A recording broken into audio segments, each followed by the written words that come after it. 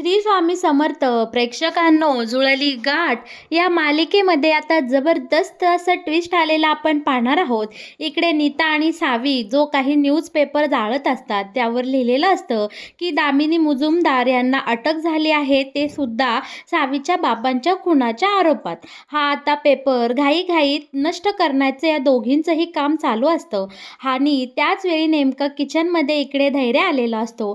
अर्धवट जळालेला पेपर पाहून धैर्याला प्रश्न पडतो की नीता बहिणीने किचनमध्ये हा पेपर का जाळला. आणि तो जळालेला पेपर पाहतो, धैर्य घेतो आणि त्यावर नेमकी सावीच्या बाबांची बातमी लिहिलेली असते. दामिनी जी बातमी वाचून घाबरलेली असते तीच बातमी आता इकडे आपला धैर्य वाचतो. आणि धैर्य सावीला या सगळ्या प्रकरणाचा जाब विचारतो. आणि धैर्यासमोर इथे खूप मोठ्या सत्याचा उलगडा झालेला असतो की सावीच्या बाबांचा खून दुसरा तिसरा कोणी नाही तर तो त्याच्याच आईने म्हणजे दामिनीने केलेला आहे. आणि त्यानंतर मालिकेमध्ये जे काही वळण येणार जबरदस्त असं, ते जर तुम्हाला जाणून घ्यायचं असेल तर प्रेक्षकांनो आपला हा व्हिडिओ अगदी शेवटपर्यंत बघा, म्हणजे तुमच्या सगळं काही इकडे लक्षात येऊन जाईल. बरं का, आता इकडे आपल्याला असं पाहायला मिळणार आहे की इकडे दामिनीचं खूप डोकं दुखत असतं आणि डोळेही जळजळ करत असतात. रात्रभरी झोपलेली नसते आणि फोनवर इकडे आता नानाला इकडे ती बडबड करत असते की नाना, नक्की मी तुम्हाला कशाचे पैसे देते, सगळ्याच गोष्टी जर मीच तुम्हाला सांगायला हव्या तर तुम्ही माझ्याकडनं पैसेच का घेता, एकही काम तुम्हाला धडाचं करता येत नाही. ती बाई नक्की कोण होती, माझ्या मागे लागणारी बाई कोण आहे, मला धमक्या कोण देतं, या सगळ्याचा शोध मी लवकरात लवकर तुम्हाला लावायला सांगितलं आहे. मग मला या सगळ्याचा रिझल्ट, या सगळ्या कामाच्या अपडेट कधी मिळणार आहेत, या सगळ्या गोष्टींवरून इकडे दामिनी नानाला बडबड करत असते. आणि तिचे डोळे इतके जळजळ करत असतात की बास रे बास. रात्रभर झोपलेली नसते, तिला सतत भीती वाटत असते की तिचं भांडं आता फुटणार. आणि हे सगळं आता दारातनं मुद्दामून नीता पाहत असते. आणि नीताला इकडे अंदाज आलेला असतो की रात्रभर सासूबाई काही झोपल्या नाही आणि त्यांना खूप त्रास होत आहे. या गोष्ट पाहून इकडे नीताला खूप हसू येतं आणि ती खळखळून हसताना आपल्याला इथे दिसते. बरं का, आता नानाचा फोन ठेवल्यानंतर इकडे दामिनी डोकं दाबत असते आणि बोलते की काय कराव, हे डोकं तर इतकं दुखतंय, त्यात डोळेही जळजळ करते, काय पणोती लागली आहे माझ्या मागं काय माहिती. इकडे मुद्दामून नीता येते आणि बोलते की आई, तुम्हाला बरं वाटतंय का, तुमची झोप झाली नाही का, तुमचे डोळे खूप सुजल्यासारखे वाटते, तुमच्याकडं पाहून असं वाटतंय की तुम्हाला खूप काही त्रास होते. आई, मनामध्ये काही असेल तर मला सांगून टाका बरं, काळजी करू नका. मनामध्ये गोष्टी ठेवल्या तर आपल्यालाच त्रास होतो, खूप त्रास होतो, लोड येतो त्या सगळ्याचा. त्यापेक्षा तुम्ही तुमचं मन माझ्याजवळ हलकं करू शकता. बरं का, दामिनी बोलते की तू इथं कशासाठी आला आहे ते बोल बाई एकदाची आणि जा इथनं. तेव्हा नीता बोलते की आई, अहो तुम्ही नाश्त्याला आला नाही ना म्हणून मी तुम्हाला बोलवाय आले आहे, चला ना नाश्ता करायला. तुम्हाला तुम्हाला माझ्याजवळ तुमचं मन हलकं करायचं आहे का. बरं का, दामिनी बोलते बाई, तुझ्यासोबत मी नाश्त्याला येते, तू जा इथली, पण सारखी बडबड करून माझं डोकं खाऊ नको, एकतर डोळे जळजळ करतात आणि तू आता डोकं दुखावू नको. दामिनीची हा अवस्था पाहून इकडे नीताला खूप हसू येत असतं आणि ती मुद्दामून आता इकडे या दामिनीला हॉलमध्ये घेऊन आलेली असते, कारण सावीने आणि दुसरीकडे अवंतीने तिकडे खाली जबरदस्त प्लॅन या दामिनीसाठी करून ठेवलेला असतो. तो असा की इकडे परागने एक न्यूजपेपर आणून दिलेला असतो, त्यावर असं लिहिलेलं असतं की दामिनी मुजुमदारने इकडे सदानंदचा खून केला आहे, म्हणजे सावीच्या बाबांचा. इकडे पिठाने भरलेले सावी आणि धैर्य छानपैकी आंघोळ करतात. सावी प्रेमाने इकडे नवऱ्याचे डोकं पुसून देत असतं आणि इकडे आपला धैर्यही बोलत असतो की बाई सावी, तुझ्या पुढं कोण बोलणार, शेवटी जुनी माणसं म्हणून गेली आहे, चूक कोणाची का असाना, सॉरी नवऱ्यानंच बोललं पाहिजे. इकडे आता सावीला या सगळ्या गोष्टींची खूप गंमत वाटत असते आणि आनंदही होत असतो. ती मनातल्या मनात लाजत असते, पण इकडे मुद्दामून धैर्याला वेडा असल्याचं नाटक करताना ती बोलते की काय बोललात तुम्ही, मला तर काही कळलंच नाही फ्रेंड.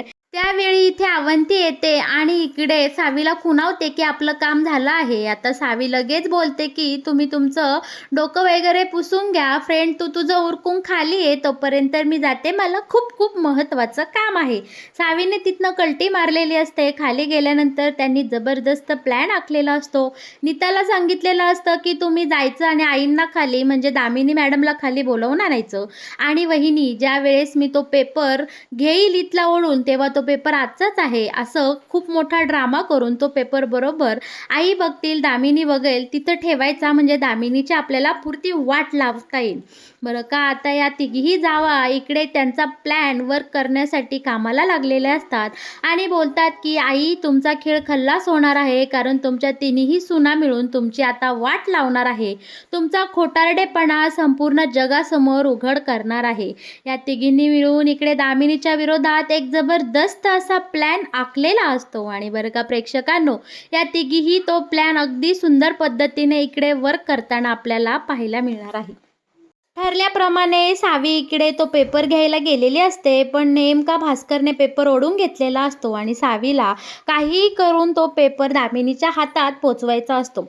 त्यामुळे ती इथे नाटक करते की झुरळ झुरळ झुरळ, आणि भास्करला आठवतं की या सावीने मला झुरळाच्या नावाखाली कसा चोप दिला होता, कसं हाणून काढलं होतं, त्याचाच बदला घेण्यासाठी भास्कर आता सावीच्या अंगावर धावून जातो आणि बोलतो की तुझ्या तर, आणि इकडे लगेच दामिनी बोलते की भास्कर अरे काय चाललंय, शांत बस, हो बरं आतमध्ये, ती वेडी आहे, तू सुद्धा वेड्यासारखं वागणार का आता, आणि तो पेपर ओढून घेते. इकडे या तिघींचा प्लॅन सक्सेस झालेला असतो. फायनली तो पेपर इकडे दामिनीच्या हाती लागलेला असतो. दामिनी तो पेपर खाली टाकते आणि तिथे आता तिचा फोटो नाव दिसतं म्हणून उचलून पाहते तर काय, पेपरमध्ये छापून आलेलं असतं की सदानंदच्या खुनाचा जो कोणी गुन्हेगार होता तो गजाआड गेलेला आहे. दामिनी मुजुमदार यांनी खून केला आहे आणि त्या आता गजाआड गेले आहे. स्वतःचीच ही बातमी ऐकून इकडे दामिनीला डायरेक्ट चक्कर येते. तिला या सगळ्या गोष्टीचं खूप टेन्शन आलेलं आपल्याला पाहायला मिळणार आहे.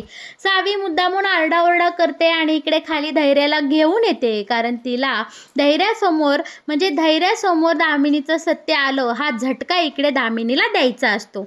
बरं का, ठरल्याप्रमाणे या तिघींचा प्लॅन अगदी व्यवस्थितपणे इकडे वर्क होत असतो.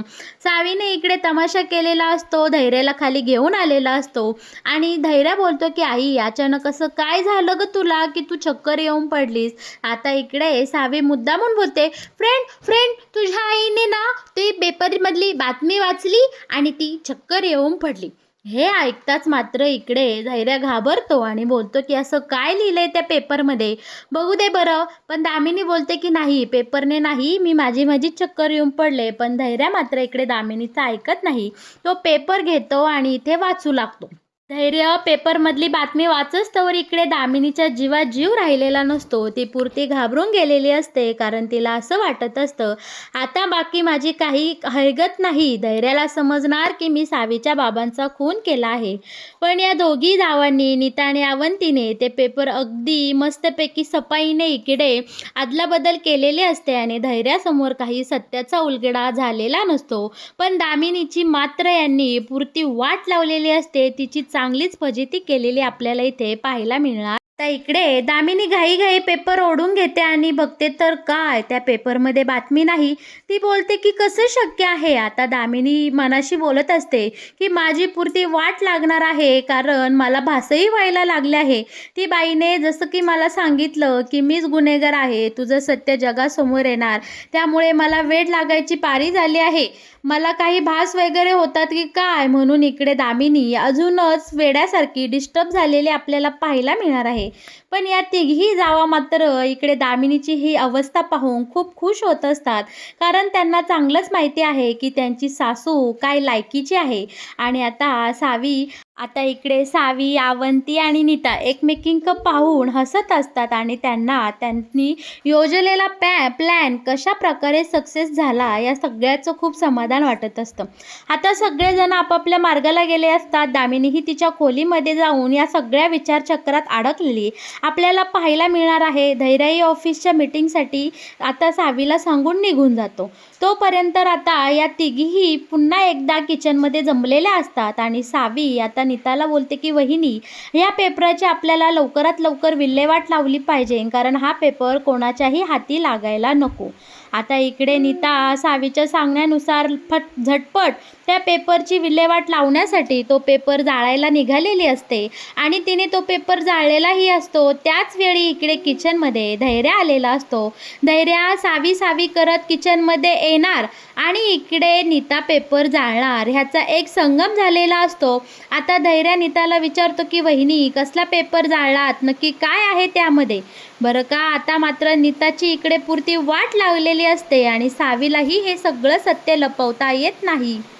आता इकडे सावी बोलते की फ्रेंड अरे काही नाही असंच. तेव्हा आता इकडे धैर्य संशयाच्या नजरेने या दोघींक पाहत असतो आणि आपली नीता घाईघाईने तो पेपर आता इकडे विझवते आणि बोलते की भाऊजी काही नाही हो, सहज असं काही विशेष नाही. आणि तो पेपर घाईघाईने इकडे किचनच्या डस्टबिनमध्ये टाकून देते. बरं का आता या दोघींनीही इकडे उडवाउडीची उत्तरं देत धैर्याचं समाधान केलेलं असतं आणि सावी धैर्याला घेऊन बाहेर हॉलमध्ये गेली आपल्याला इकडे पाहायला मिळणार आहे. दुसरीकडे अवंतीनेही नीताला आवाज दिलेला असतो आणि खूप महत्त्वाची गोष्ट बोलायची म्हणून आता इकडे आपली अवंती नीताला घेऊन तिच्या खोलीमध्ये गेलेली असते आणि सावीला सुद्धा या दोघीजणीही काहीतरी आयडिया लावून बोलावून घेतात कारण त्यांना एक पुढे काय प्लॅन करायचा याबद्दल चर्चा करायची असते.